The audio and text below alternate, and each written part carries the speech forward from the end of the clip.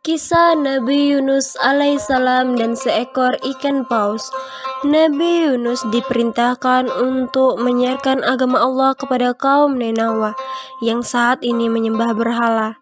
Ia pun meninggalkan Syam dan menuju kota Ninawa untuk memberi peringatan. Sesampainya di kota Ninawa, Nabi Yunus banyak mendapatkan cobaan dalam menegakkan kebenaran. Nabi Yunus sama sekali tidak dianggap oleh kaum Ninawa. Hingga suatu hari, Nabi Yunus tidak lagi sabar menerima penolakan. Nabi Yunus pergi meninggalkan kaum Ninawa dengan perasaan sedih. Nabi Yunus berdoa kepada Allah untuk membalas perbuatan kaum Ninawa. Nabi Yunus pun pergi menaiki sebuah kapal, dan di dalam kapal Nabi Yunus juga menyiarkan agama Allah. Tak lama setelah kepergian Nabi Yunus, angin kencang datang membuat kaum Ninawa menyadari akan kebenaran dari Nabi Yunus. Mereka pun bertaubat dan mencari Nabi Yunus. Ketika berlayar, Allah mendatangkan awan hitam dan ombak besar di kapal, membuat kapal yang ditumpangi menjadi oleng. Nahkoda lantas meminta para penumpang untuk membuang barang-barang mereka, namun tetap saja kapal tetap oleng. Mereka pun mengadakan pengundian untuk mengurangi jumlah penumpang. Dan saat undian, muncullah Nabi Yunus selama 3 kali. Nabi Yunus pun menerima dan menganggap semua adalah takdir. Ia pun melompat ke laut.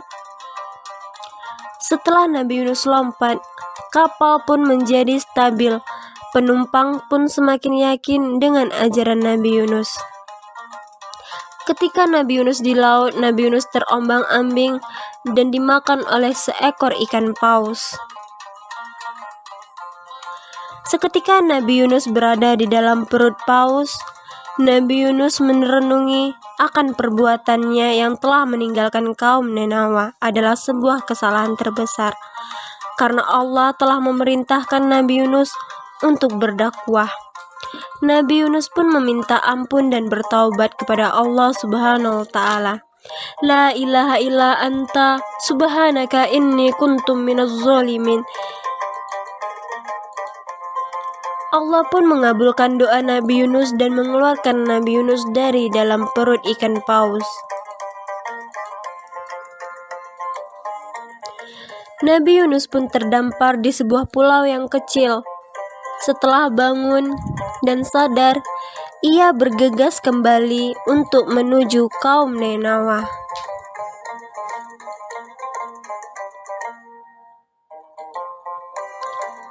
Sesampainya di kota Ninawa, Nabi Yunus disambut baik oleh kaum Ninawa. Mereka meminta maaf kepada Nabi Yunus dan bertaubat.